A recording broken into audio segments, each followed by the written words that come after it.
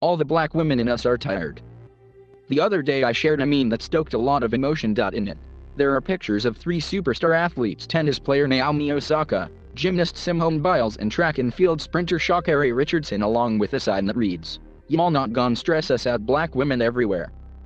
They are women of color and have made headlines recently due to decisions they made to support their mental health. All 3 also have something in common, which I very much understand: the struggle women of color face in exercising self-care. As I wrote in the caption of the meme I shared on Instagram, it's hard being a black woman. We are supposed to save relationships, families, elections, communities, democracy, and basically the world, all while exhibiting black girl magic, but y'all mad when we save ourselves. I wrote, "Welcome to a new day." The heavy load is made worse by the fact that as black women, we are not socialized to give as much care to ourselves as we are expected to give to others. Black women are literally expected to be superwomen, from heading households to serving as emotional support for white people who want to be allies, but need our help figuring out how to get there. There is an added layer for black women athletes who have to compete against more than just their opponents. A 2018 study titled "Beating Opponents: Battling Belittlement: How African American Female Athletes Use Community to Navigate Negative Images" from Morgan State University in Baltimore examined how they must navigate both racism and sexism in order to become champions. For example, it noted that Serena Williams, arguably the world's greatest tennis player with more than 20 Grand Slam wins, has been compared to a man and a gorilla.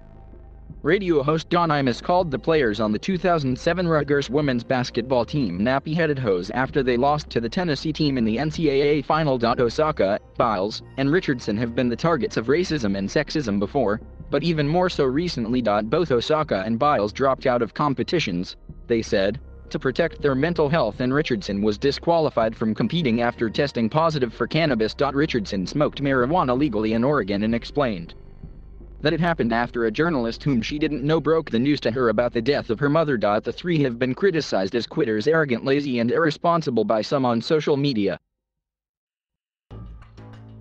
And those are just the words fit to print here. Osaka withdrew from the 2021 French Open over a dispute regarding her not wanting to give post-match interviews. Biles withdrew from competitions at this month's Olympics to focus on her mental health.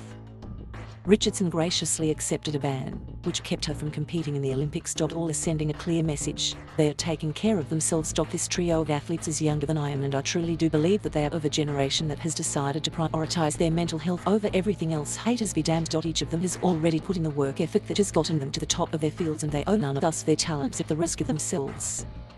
They wouldn't, even if they weren't champions. A friend reached out privately to express anger that these women couldn't see fit to push through and do the work as we had been raised to. To that, I say perhaps they have looked at the older generations and seen that such a mentality can yield physical, emotional, and mental ramifications that just aren't worth it. What good is fame, fortune, and medals if unhappiness is the toll to pay to get there? So call it dropping out, quitting, or even breaking the rules if you want.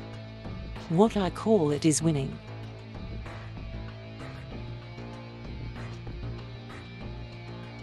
Thank you for watching. Please subscribe,